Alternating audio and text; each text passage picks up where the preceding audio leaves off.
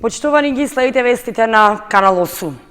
Општина Виница го одбра акционерското друштво Energy Delivery Solutions од Скопје да биде снабдувач со струја.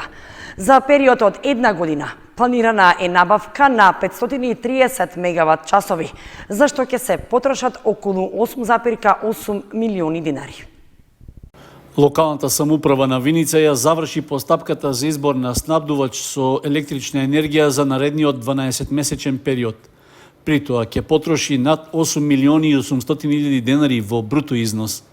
На јавниот повик, како најповолна е избрана понудата од акционерското друштво Energy Delivery Solutions од Скопје. Тоа понудило маржа од 8,8% за киловат час потрошена електрична енергија. Според анализата од досегашната потрошувачка, се проценува дека во наредниот едногодишен период на општина Виница би биле потребни околу 530 мегават часови електрична енергија. При тоа, во скапата тарифа се планирани 200, а во ефтината 330 мегавати. Во списокот на електрични броила за кои што се плаќа струја од буџетот на општината, се вметнати 90 на мерни места, главно од јавното осветлување во градот и населените места, како и во простории со кои стопанисува локалната самоуправа. Со оглед на актуелните цени на 1 мегават час електрична енергија на пазарот, крајната сума што ќе се плати ќе зависи од потрошувачката. Според проценката во техничката спецификација од набавката, најголем дел од средствата за електрична енергија ќе бидат наменети за јавното осветлување. При тоа, поголема потрошувачка се очекува во периодот на есенските и зимските месеци. Комуналното јавно предпријатие Водовод потпиша едногодишен договор со ветеринарниот центар Тодор Велков од Куманово за обезбедување шинтерски услуги. Договорената сума изнесува околу 10.000 евра во бруто износ. Комуналното предпријатие Водовод го избра ветеринарниот центар Тодор Велков од Куманово за оператор кој ќе обезбедува шинтерски услуги на подрачјето на општината за наредниот едногодишен период. Од пристигнатите две понуди на јавниот повик, Кумановската била оценета како поповолна и веќе е склучен договор за давање на услугите. При тоа, Кочанското комунално предпријатие се обврзува да исплати сума од 652.000 денари во бруто износ. Таа е скоро идентична како и во претходниот договор за услугите што ги обезбедуваше ветеринарната станица од Виница. Доколку сегашниот договорен износ се потроши пред истекот на едногодишниот период, тогаш Водовод ќе треба да објави нова тендерска постапка. Според склучениот договор со операторот Тодор Велков, се бара тој да извршува заловување на бездомните кучиња и да обезбеди лабораториско испитување за присуство на болеста леишманија. Обврска е да обезбеди и вакцинирање против беснило, како и антипаразитско третирање на кучињата, стерилизација и евидентирање со поставување микрочип и ушни маркички. Во зависност од потребите, може да се изврши и еутаназија, како и тест за социализација на заловените кучиња. Според законските одредби, доколку локалните самоуправи во државата не преземаат мерки за решавање на проблемот со кучињата скитници, можат да заработат казни.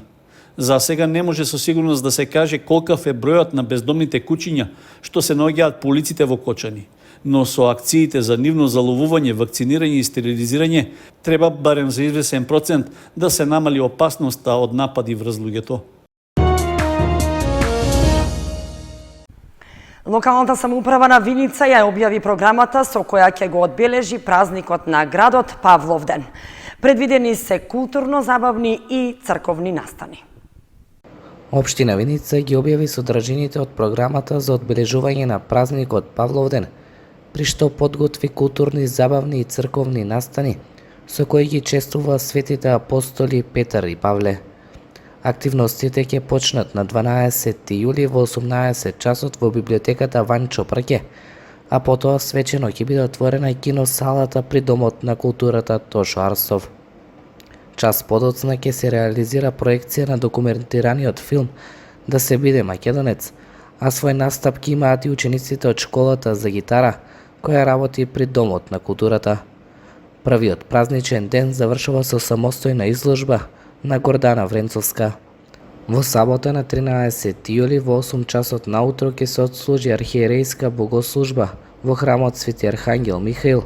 Потоа во 9 часот и 45 минути ќе се реализира литија на Параклисот Свети Апостол Павле. Дел од содржините е и крводарителската акција, која ќе почне во 10 часот, а ќе заврши во 14 часот и ќе се одржи во просториите на Општинската организација на Црвениот крст во Виница. Во 11 часот, Советот на Општина Виница ќе одржи и свечената седница. Во вечерните часови, односно од 19 до 21 часот, музички настапки имаат учениците од Основното училиште Гоце Делчев и Сдруженијето на пензионери. Последниот ден завршува со промоција на книгата "Како Ахил обстојувал во христијанската иконографија во доцнат антика" од авторката Магдалена Манаскова. Фиде мајсторот Владимир Тркалјанов од Кочани победи на меѓународен шаховски турнир за слепи лица што се одржа во Штип. Фиде мајсторот Владимир Тркалјанов од Кочани е победник на првиот меѓународен шаховски турнир за слепи што се одржа во Штип. Во конкуренција на 16 шахисти од Македонија, Србија и Бугарија, тој беше најуспешен и ги победи сите своји противници. Учеството на надпреварот во Штип беше прв турнир за слепи на кој што учествуваше нашиот Фиде мајстор.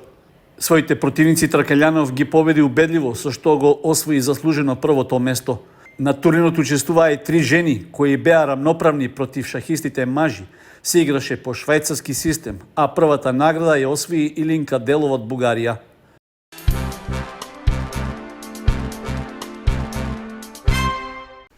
Девет екипи се пријавени за учество на Илинденските спортски игри во општина Чешиново, Блешево.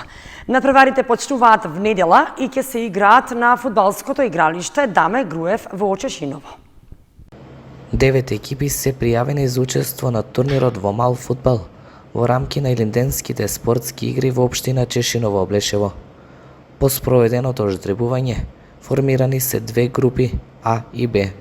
Првата ја сочинуваат Жиганци, Карбенци, Чешиново, Долни Подлук и Тараинци, додека во втората се наоѓаат екипите на Пантелеј, Чифлик, Соколарци и Облешево.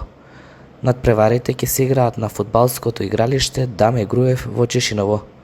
Честа да го отворат турнирот во мал фудбал годинава и припадна на екипите Жиганци и Чешиново, а дуелот е закажан за внедела 7 јули со почеток во 18 часот.